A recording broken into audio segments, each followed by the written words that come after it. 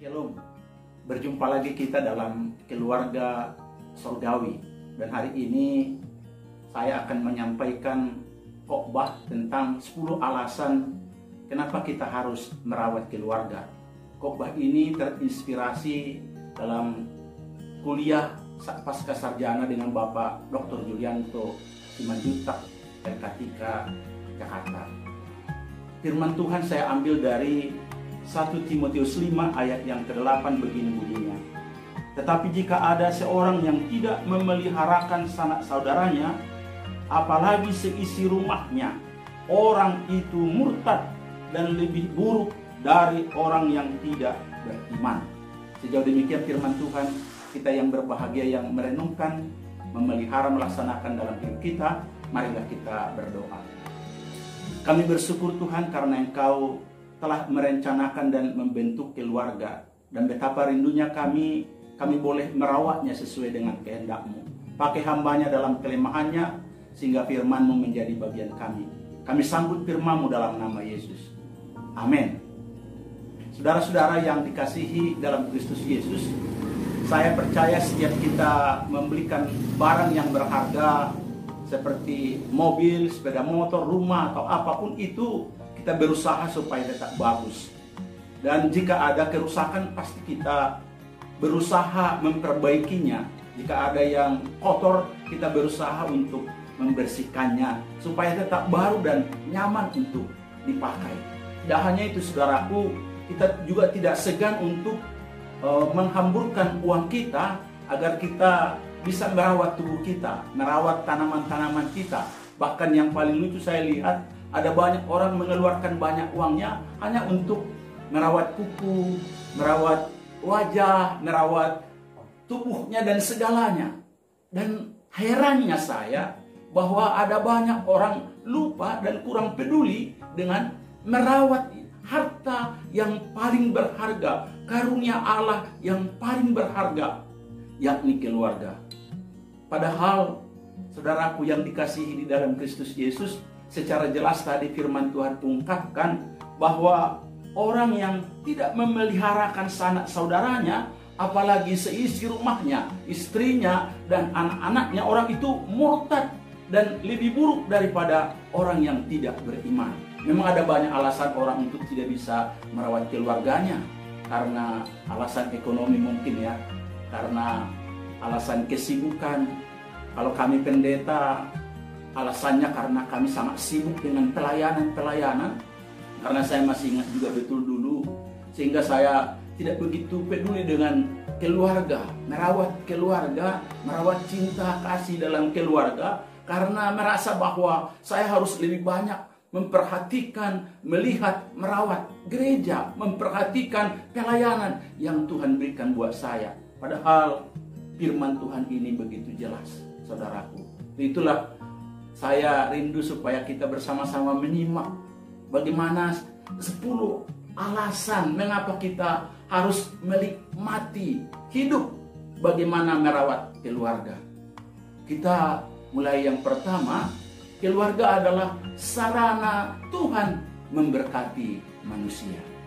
Saudara tahu bahwa sejak manusia berdosa, keluarga juga dan hubungan keluarga mulai retak. Tidak hanya itu saudaraku, pembunuhan pertama juga akhirnya terjadi dalam apa? Dalam keluarga. Abang dan adik yakni Kain dan Habel. Sepele penyebabnya, tapi sudah terjadi pembunuhan. Akhirnya Tuhan juga bertindak, berusaha berbuat supaya keluarga menjadi mitranya di dalam apa? Di dalam merawat keluarga, untuk menyelamatkan keluarga. Kita ingat Nuh, semasa dunia ini begitu berdosa, begitu bejat dan harus dimusnahkan, harus dihancurkan dengan air bah. Tapi Tuhan apa? Menyelamatkan Nuh, istrinya dan juga anaknya. Sehingga kita ingat bahwa dunia ini akhirnya juga ada berasal dari keturunan Nuh, yakni Sem, Ham dan Jafet. Baru kita ingat juga saudaraku tentang keluarga Abraham dan Sarah yang Tuhan pakai walaupun mereka sudah menjadi keluarga yang tua, tapi Tuhan pakai mereka untuk apa? Untuk merawat untuk memeliharakan supaya dunia ini boleh mengalami keselamatan. Sehingga keluarga Abraham dan Sarah disebut apa? Bapa orang beriman. Tidak ini saudaraku, kita ingat betul bahwa Yesus lahir dari apa? Dari keluarga Yusuf dan Maria. Sebab itu saudaraku harus kita ingat bahwa keluarga kita, entah keluarga besar, keluarga kecil, entah keluarga kaya, keluarga miskin, keluarga pintar, keluarga apapun, apa adanya pun, bagaimanapun keluargamu, Tuhan mau pakai menjadi apa? Mitranya untuk merawat dan juga untuk keselamatan dunia ini. Sebab itu jangan pernah abaikan keluargamu.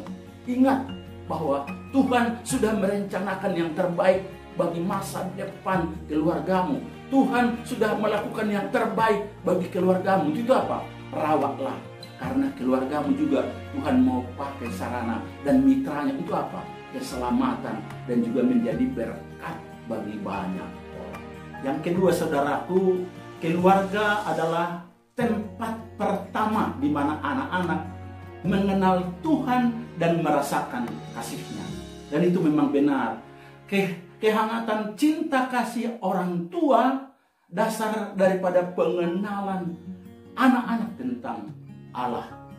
Anak-anak yang dibesarkan dengan kasih sayang pasti akan jauh lebih mudah untuk mengenal anugerah Tuhan secara pribadi. Itulah sebabnya saudaraku, dalam tradisi orang Yahudi, para ayah akan berusaha mengajarkan berulang-ulang supaya setiap anak-anaknya mengasihi Tuhan dengan segenap hati, mengasihi sesamanya seperti dirinya sendiri. Bahkan itu harus dikalungkan dalam lehernya dan juga akan diingat terus-menerus supaya mereka juga mengajarkannya juga bagi anak-anaknya. Tidak hanya itu saudaraku, Paulus ungkapkan supaya para ayah tidak menyakiti hati anak-anaknya. Melalui apa? Melalui kata-kata marah, kata-kata yang kasar, membuat anak-anaknya tertekan. Melalui siapa? Orang tuanya.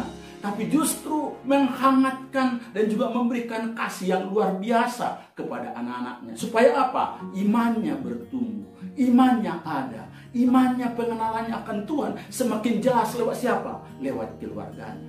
Paulus juga ungkapkan dalam 2 Timotius 1 ayat 5, firman Tuhan ungkapkan di sini, sebab aku teringat akan imanmu yang tulus ikhlas, yaitu iman yang pertama-tama hidup di dalam nenekmu Lois dan di dalam ibu Eunike, dan aku yakin hidup juga di dalam dirimu. Saudara perhatikan ini, dari neneknya Lois, kemudian dari ibunya Eunike, iman Timotius ada, bertumbuh karena ada kehangatan kasih Tuhan yang mereka ajarkan. Walaupun mungkin ayah Timotius bukan satu iman, tapi lewat ibunya yang mengajarkan dan juga memperkenalkan kasih Tuhan, nyatalah akibatnya Timotius Tuhan pakai menjadi hamba Tuhan yang sangat luar biasa walaupun dia muda, karena sudah mengalami kasih Allah lewat siapa? Lewat keluarga. Untuk itu saya percaya juga setiap kita rindu supaya anak-anak kita adalah orang yang beriman, mengalami kasih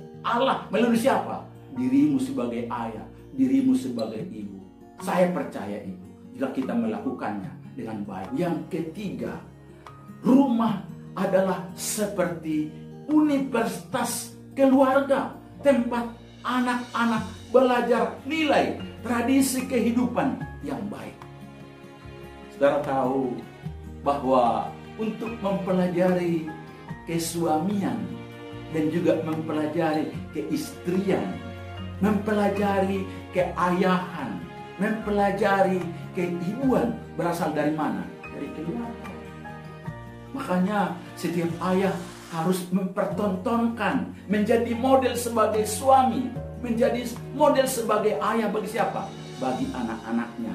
Dan juga seorang istri harus menjadi apa? Menjadi model, menjadi dosen yang hebat, supaya anak-anaknya, putri-putrinya belajar menjadi apa? Belajar sebagai istri yang baik dan juga istri yang bijaksana, penolong yang hebat, dan juga ibu yang luar biasa untuk masa-masa yang akan datang.